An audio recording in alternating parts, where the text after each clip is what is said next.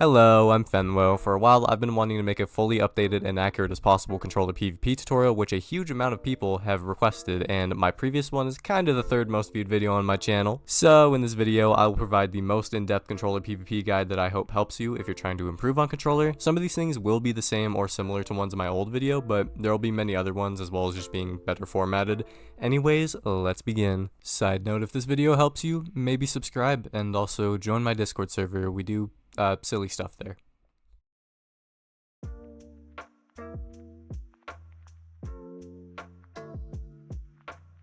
Your settings are extremely important to how you play, and for the most part, they are entirely personal preference. First, let's talk about sensitivity. As a controller player, it's going to be very difficult to keep up with other players if you use a low sensitivity, so I highly recommend using anything in the 90 to 100 range. If you're not used to high sensitivity, something I said in my old video, an easy way to get used to it is by turning up your sensitivity by 1 or 2, and then playing with that until you're fully comfortable with it, then turning it up again. Repeating this process slowly gets you used to faster sensitivity and allows for practice in the process. FOV is also personal preference, but you probably shouldn't use something too low to where it hinders your game sense, or something too high where it makes it hard to aim. My FOV, by the way, is 76.40, so if you want to try that out, you're welcome to. Another thing I'd like to mention in the settings section is controller cursor sensitivity. I recommend having this at the highest possible, and it's pretty easy to get used to, and it just makes management in general a whole lot easier. With high cursor sensitivity, if you're trying to loot a chest, for example, you can just use your left stick and move that cursor into the general area of where you're trying to loot, and then switch to the D-pad, which in my opinion is easier for like more precise looting and stuff. So next we'll talk about binds. Most top controller players adjust their binds in very certain ways to make playing the game in general more convenient for controller. Binds are also pretty personal. What I would say for these is to play around with what buttons feel comfortable for what action you're setting them to.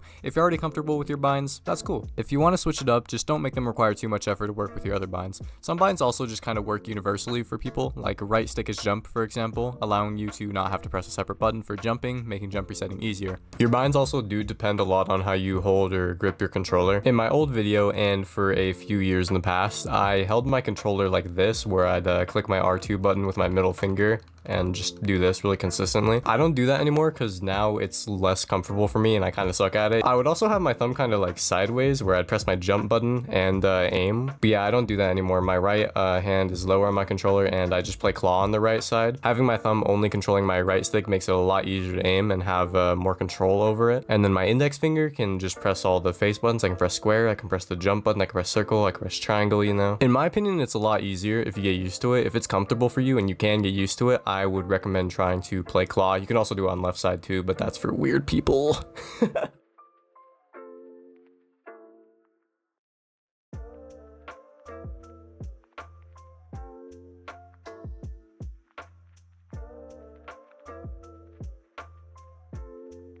Aiming is arguably the hardest part for a lot of controller players, and I have some advice here on how to improve it and get more comfortable with it. First, basically my go-to controller tip is to always, or most of the time, have your thumb, or your finger, if you use that for some reason, on your aim stick. It is important to always have control of it and is how I play so precisely and coordinated. Additionally, keep in mind to utilize the variety of movement on your analog stick.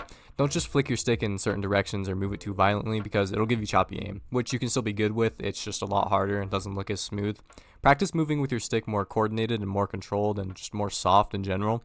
A good way to practice your aim is to play a lot of modes that are based on pure melee like mid-fights or sumo.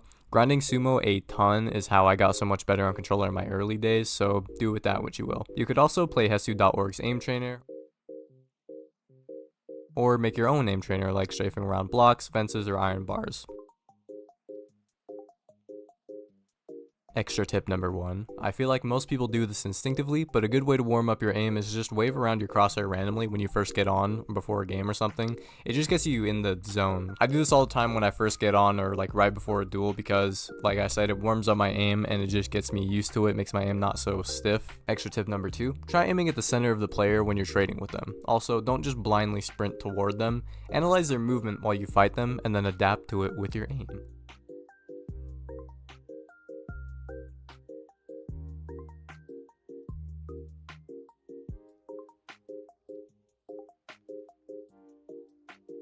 Extra tip number 3. Fighting players around your skill level is key to getting better at aim as well. If you're fighting someone below your skill level, you won't really learn anything, and if you're fighting someone who absolutely obliterates you each time, you also won't learn much.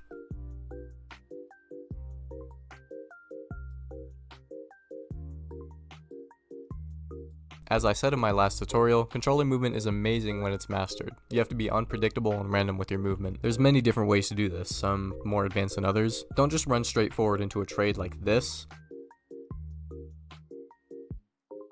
Put more thought into how you move and enter trades. You can move side to side just before a trade.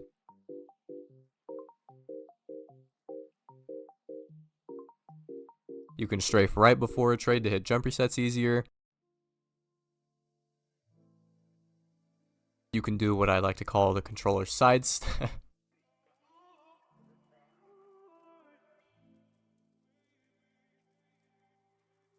You can also do a circular movement before a trade, which is kind of like going back before a trade before going forward again. This clip is a good example if you look at my controller overlay. Of course, all this isn't mandatory, just ways to mix things up.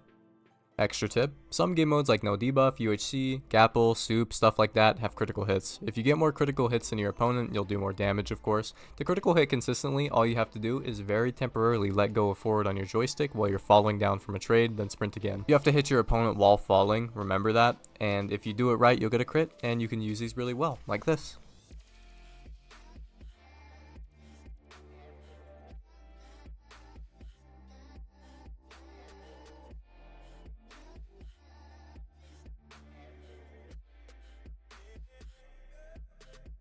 There are actually a lot of ways to click on controller, but the easiest and most common is hit timing. Now there's two ways to hit time on controller. You can 2 CPS time, which is timing once and looks like this. And there's 4 CPS timing, which is timing twice and looks like this. I do the second one, 4 CPS timing, because it helps with hit registration and makes it more likely that you'll hit the opponent if you very slightly miss or your hit registration isn't perfect. It's basically the same as single timing, just clicking the button twice. Also, timing isn't going to be the exact same for everyone because of different pings. Just get the feel of it by hitting a person in a corner and seeing if they go up, or just get used to it in combos. Additionally, there's obviously many ways to spam click. There's consistent 6 CPS normal clicking, which is what I used to do. You can also jitter click basically any button on a controller, like why you mad. And there's also butterfly clicking, which in my opinion works better on Xbox or Switch controllers, but to be honest, I don't see many people doing that anymore. If you do spam click however much, try your best to be consistent with it and try not to let it fluctuate too much, because what that'll do is it might make your hit registration really bad. In the end, it's all what's easier for you. In my opinion though, you should always go with what you aim the best with, because aim is far more important than CPS.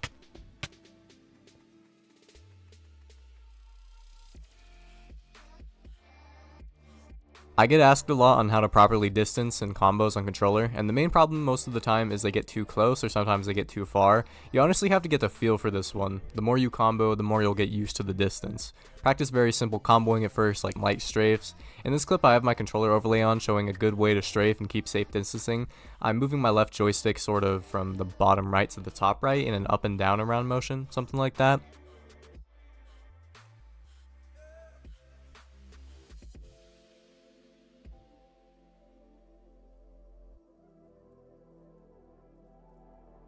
Additionally, for switching strafe directions, the joystick is moved in an upper semicircle kind of motion. Keep in mind not to go too far forward towards your opponent. As you can see, I'm moving it far enough to the side where it cancels my sprint, creating a W tap. You can also combo by just W tapping regularly, letting the stick go back and then pressing it forward again. Some people may find it easier to keep combos by bobbing their crosshair up and down while they combo, which you can also do that. And for styling, the same principles do apply in a way, but you have to move according to your aim and vice versa. It just takes a lot of practice overall.